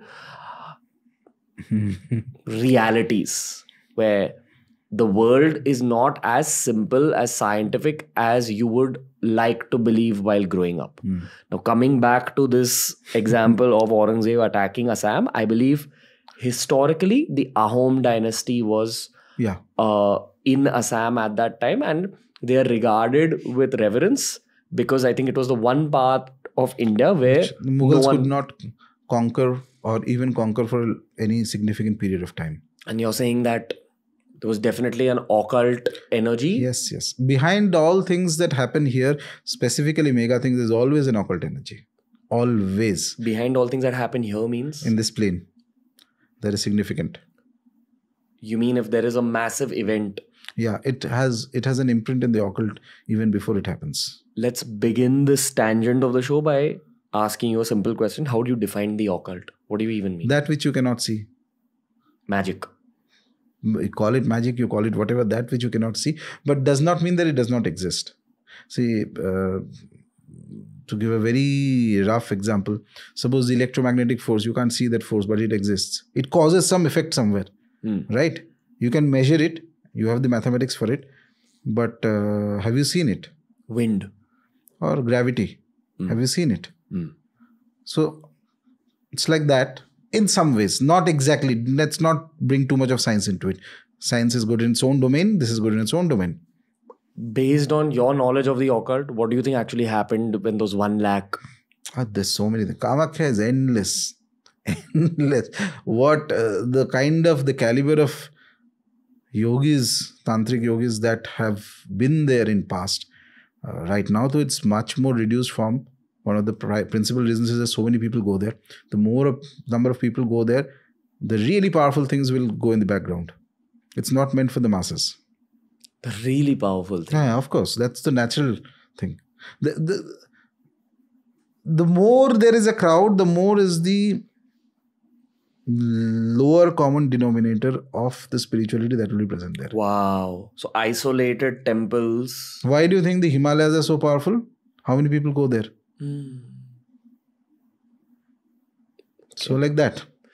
I am a bit confused here, and I'll tell you why. Because of what we spoke about, the deity wishing for more people to know about Kamakhya and bringing more people there. Yes. So exactly. So there's nothing to be confused here. So for her reasons, why she knows best, Ma Kamakhya may decide that from now on, I want more people to come here. So there is a certain level. So what the deity can do, Ma Kamakhya can do, for example. I'm saying can do, obviously I don't know. She hasn't come and told me. But I'm assuming, looking at the way things developed over the last 10-15 years, and I've been going there for a long time, I can see the influx of crowds.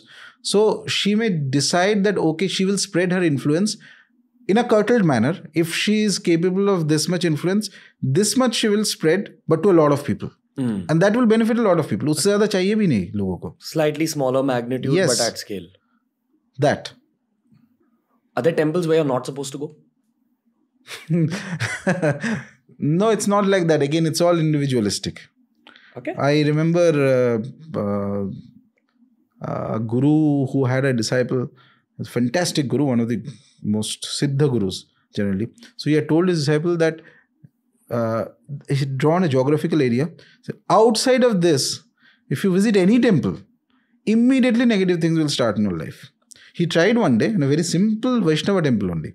Not even some Kamakhya and all that, there's an occult association. No, simple Vaishnava temple. Immediately that day, he had such a huge rakas at home and all that. After that, he never steps out. Why? I don't know. Don't ask me why, I have no idea. But that Guruji was very powerful.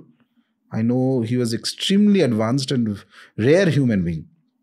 He had guided me in some other things also. So that's why I know that he's not my guru, but what he guided me was more than most what... I have 3 gurus, perhaps more than what my gurus have taught me.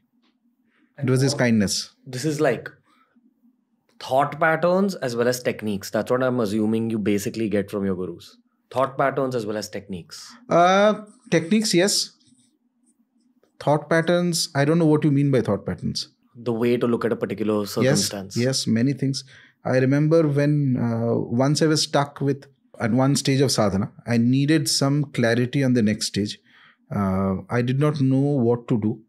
So I thought, there's a group of seniors, people, certain advanced people, whom I revere and whom I consult if I am confused about something.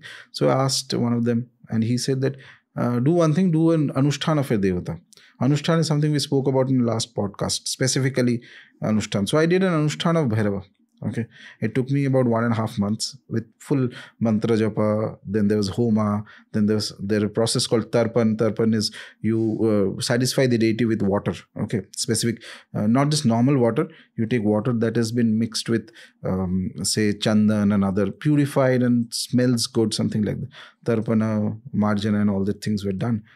After I did that, within a month's time, I came into contact with the most powerful person I've ever interacted in my life, whom I never got to see, by the way, because he was not interested in showing himself.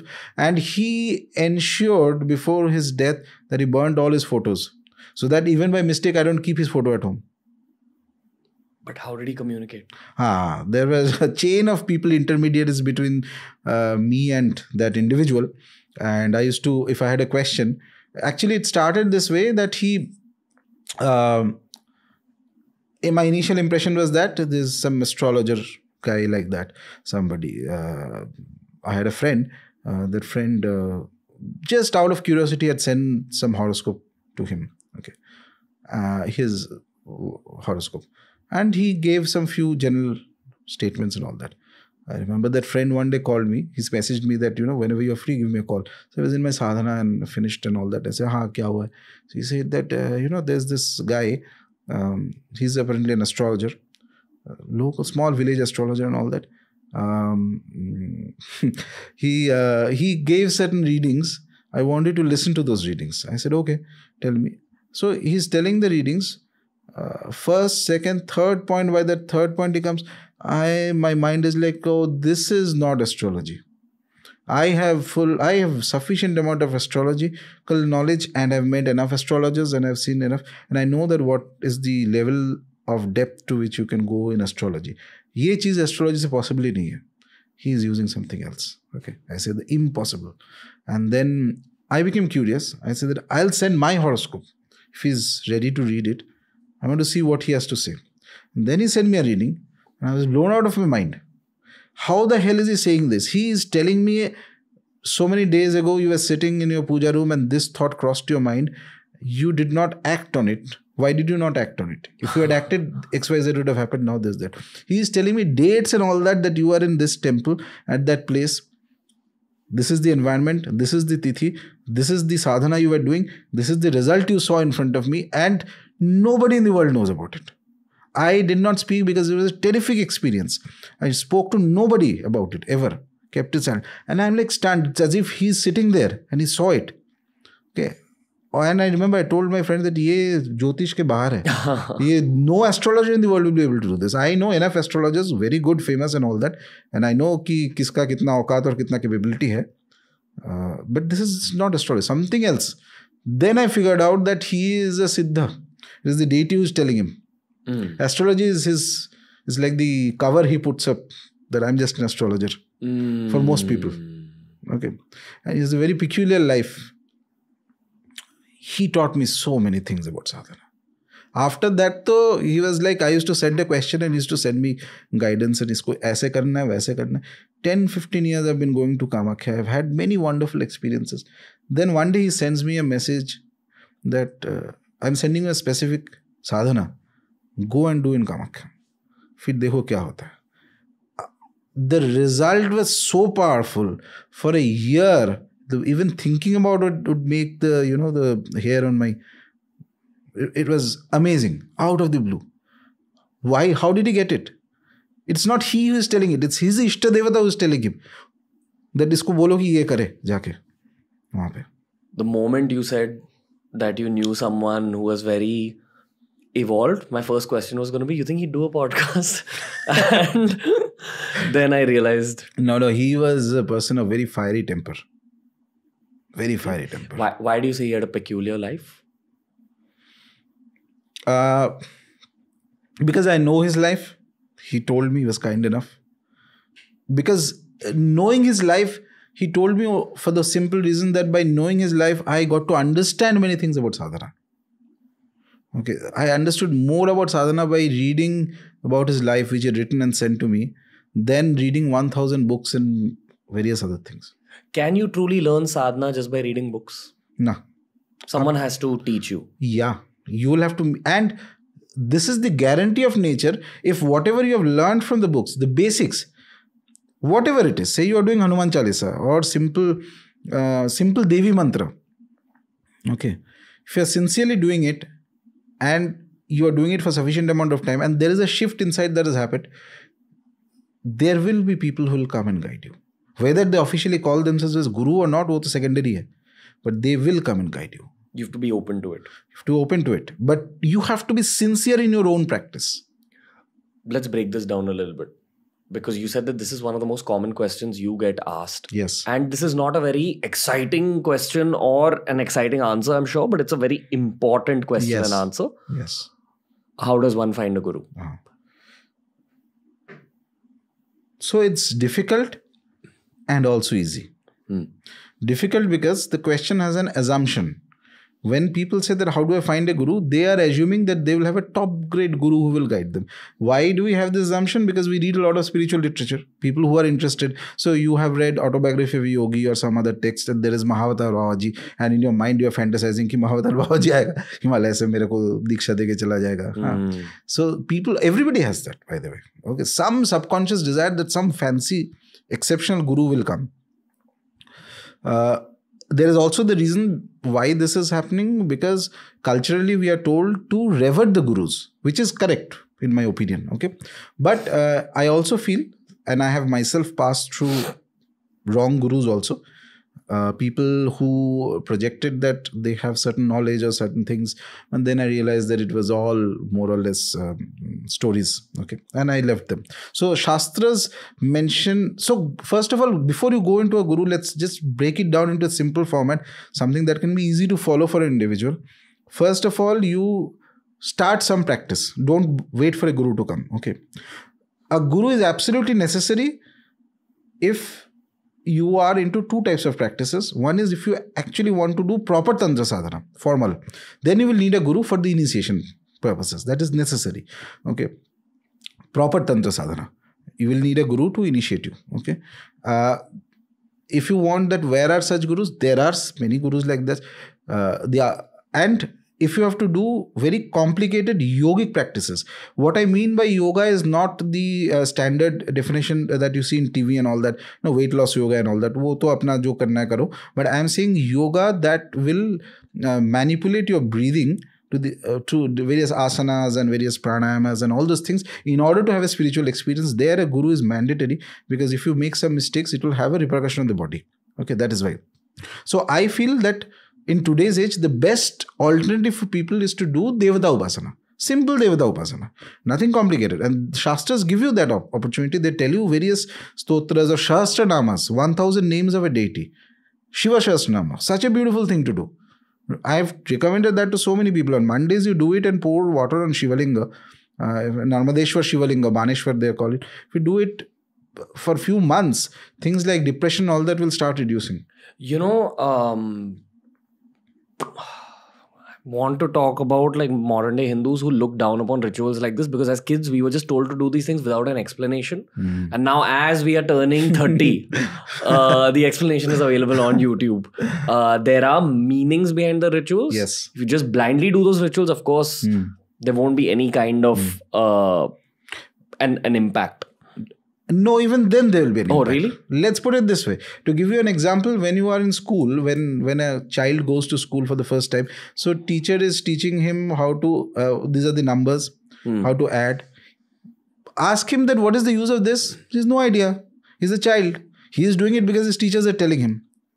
He grows up, then he goes to the local grocer to buy something. His mother has sent him something. Then he understands, okay, the reason why I need to know the numbers and addition is because I need to calculate and all that. That's one example I'm giving you. Okay?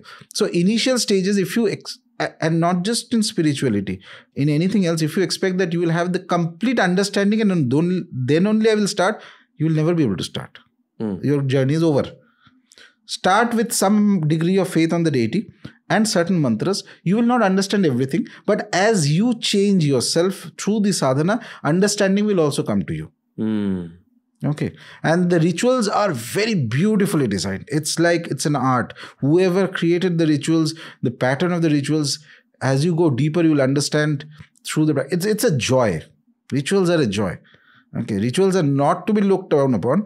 On the contrary, rituals make it far more vibrant, the practice. Beautiful it becomes.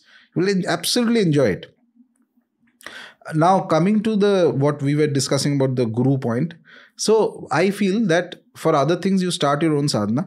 Number one. Number two, you decide what is the path suitable for you. Okay. And accordingly, Find a guru of that path. So if you are into some kind of yogic practice, good. Go to the yogic practice. If you think that, no, I want a Vaishnava Diksha. You like Vishnu or forms of Vishnu or Krishna. So go to places where Vaishnavas are more prominent. Say go to Vrindavan or go to some other big Vaishnava temple. Speak to people there. Say that I want an initiation. I want to practice this. Whom should I approach? Okay. So one of the problems I find when people ask that how do I get a guru? So all they do is sitting in front of the computer and they're assuming कि guru computer से आ जाएगा बाहर निकल के. So get out, meet people, take your time, not 1-2 days. Take a year's time. Roam around, meet people. First determine which is the path I want. One of the major problems people have this, as I mentioned, they have this fantastic idea that out of the blue they're walking on the street, suddenly somebody will manifest and कुछ हिमालय से कुछ आने वाला है. कुछ नहीं आने वाला है.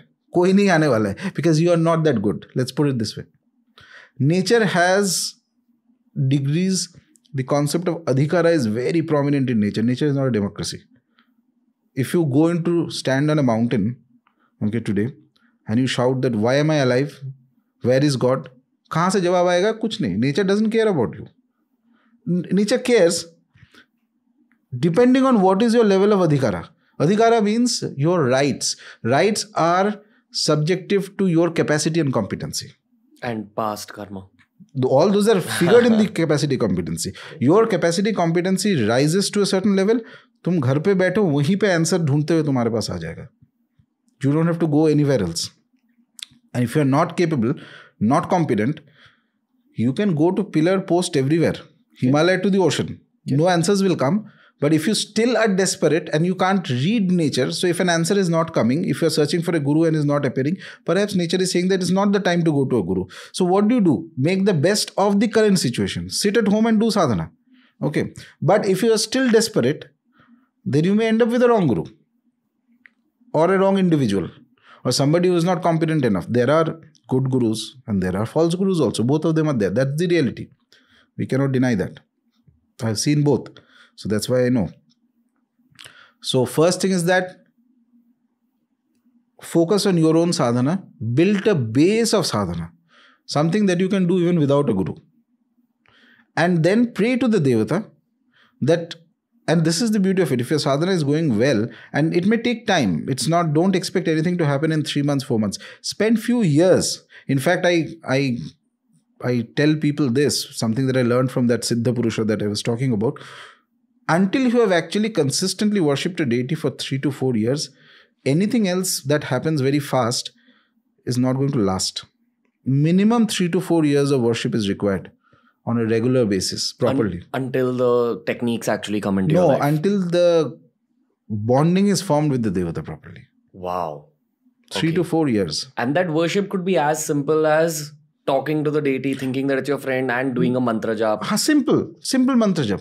Say somebody does Om Bhairavaya Namah. That's a simple mantra anybody can do. Om Bhairavaya Namah. That's a Nama mantra of Bhairav Baba. Okay, you do few malas or something. Say, and you do that consistently for 3 years. Your test is, don't expect experiences. Your test is that can you do it every day for 3 years? How many times? Up to you. That you determine. I'm not even telling how many times. Okay, whether you do one mala, which means that 108 times, 5 minutes ka puja karo, 10 minutes, half an hour, whatever you do. But fix a thing and do it consistently. And obviously, if you're serious about spiritual growth, then it should be a little substantial. Like if you do just 1 minute or 2 minutes of it, then it will take you perhaps 1,000 years, God knows. I'm just saying. So you have to do it 25 minutes to 30 minutes at least. In your 24-hour schedule, at least 25 to 30 minutes should be there. Now, whether you have concentration, whether you like it or not, leave all that aside. Just do it. First test is, are you able to do it in a disciplined manner for a few years? 3 to 4 years. That creates your bond. Okay. First step. 12 years you do.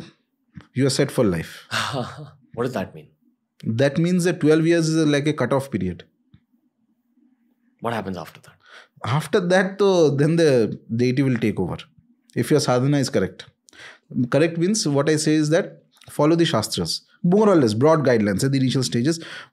Don't experiment outside of what is there in the Shastras, because that is the accumulated wisdom of thousands of years of people with far greater caliber than you and me.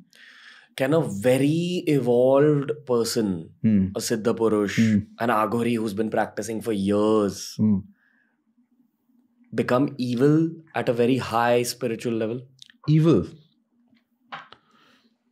Evil in what sense? A very low level example of this would be, these Gurujis who then become powerful. They initially start spiritually, they grow, they do good in the world. And then at some point, lust takes over. Yeah. That's possible. That's possible. But more or less, that happens when there is deep down the spiritual desire is not there. Like, it's not about connecting with God. Yeah, it's not about connecting with the deity or anything, but it's about more acquiring power or finding some quick techniques or something like that. And the methods of mantra shastra are so powerful that if you follow those rules and correctly do certain sadhanas, you might acquire certain abilities. But that does not mean that they're necessarily spiritual or dharmic or something that is that will take you to the right direction in which humanity should go, ideally. So you can then misuse, but the law of karma is ruthless. It will catch up with you. You will fall eventually. In fact, not just today. What do we see in the evidence of the Shastras?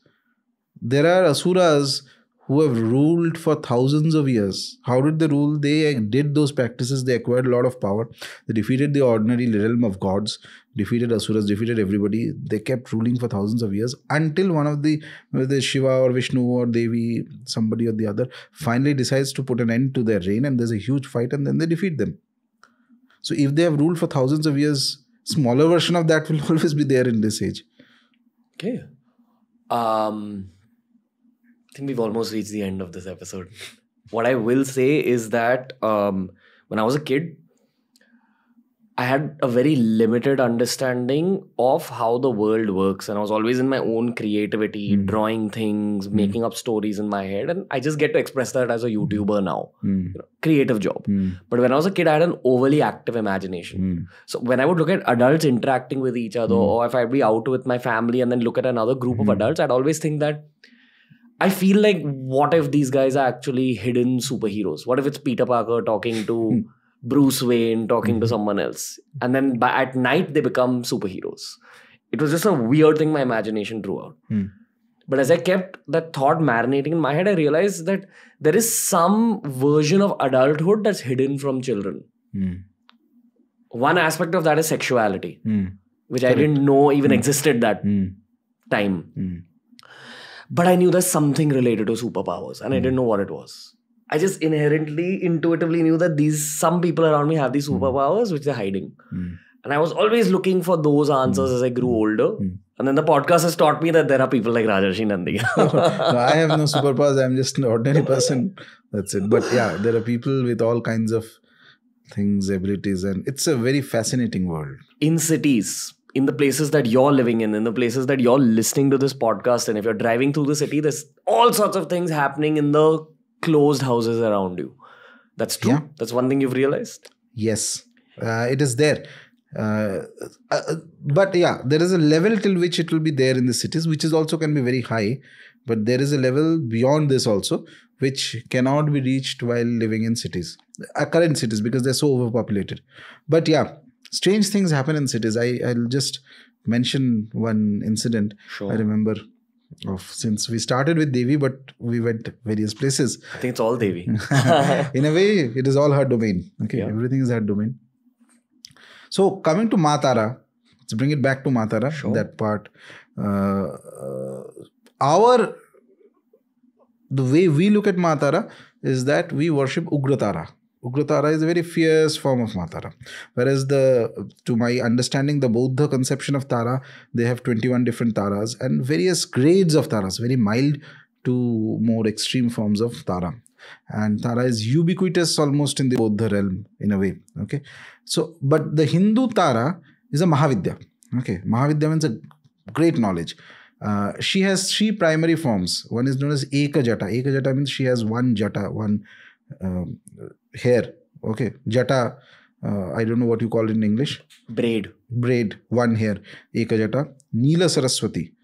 Saraswati is blue. And then there is Ugratara. Ugratara is very fierce. She is the fastest of all Mahavidyas, in my opinion. But she also comes with a lot of Tandav. Okay. She's very fast in helping. And she has helped me many times. But when she makes her appearance, she's going to rearrange things in certain ways. And she's going to... one experience I know, one very good Upasaka. Basically, you have to have certain steadiness to worship her. Properly worship her. One thing is that, again, if you have devotion, general devotion to her, no problem. Everybody in the world can have general devotion. You can go to the Tarapit temple and other temples of Ma Tara. No problem at all. Okay. But if you say that, no, I want to attain a closeness with her, then you should have the fitness to do that. Okay. One Upasaka at night was doing Tara Mantra, very fierce Tara Mantra, Ugra Tara Mantra at home. Okay.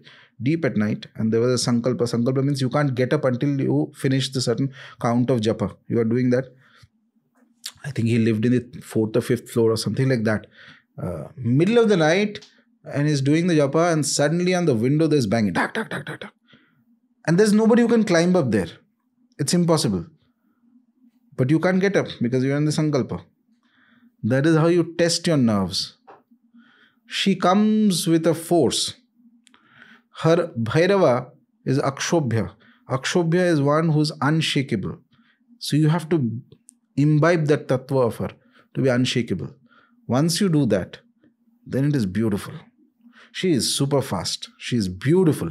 But she comes, it's like you if you invite a tiger in the home, even if the tiger scratches you a little bit, you can get a little hurt, right? So you have to understand that, and you have to, if you are okay with it, wonderful. She's the deity who helps maximum in cremation grounds. If somebody can connect to her, maximum help comes from her. She's very fast. She's like that light that comes. In a cremation ground is a very dark place. If you go to remote cremation grounds, it's a completely dark space. There's nothing there. Talking about remote ones specifically. The only light in the cremation ground is from the pyre that is burning. That light is psychologically like Ma Tara. In a very complete darkness, she is the light. Tara is like the sky is where everything is dark. When you are navigating, somebody is navigating, you look at the stars and you get direction. She is the one who gives you the direction from there. But she has Ugra Tara. There's a fierceness in her, inherent in her. And those who love that fierceness, they love the fierce form of the mother. Eventually, you have to learn proper Shakta, I believe, is somebody who has to learn to love the mother in her extreme fierceness and also in an extreme beauty and Somya form. Ugrati Ugra Somyati Somya, the most fierce of the fierce. The same deity can suddenly turn the softest of the soft. There is Lalita Tripur Sundari, the most beautiful form of the mother. Most beautiful. Enchanting. She's Kameshwari, this repository of all desires. She creates desires in human beings, in everything. Without desire, the world is going to stop. Nothing is going to. Every desire is in her domain. Okay? And then there is Kali. Absolute raw force. When Ma Kali's force, somebody experiences it's like there is no compromise in there. It is, I don't know how to describe it. It's like the one thing that is there. There is a degree of madness needed in the Upasaka to be able to be close to her. There's no compromise. She's full, she's the most, in a way it is beautiful. Beauty is subjective, so you can look at it anyway. Then there is Chinnamasta, one of the Mahavidyas. She is to be invoked in cases where there are things that are very extreme. Absolute negativity is there. Worst kind of negativity that you can imagine. Then her sadhanas and then her mantras, her prayogas come into play and they have a very strong impact. Then there is Ma Baglamukhi who can stop everything. At a higher level, even stop.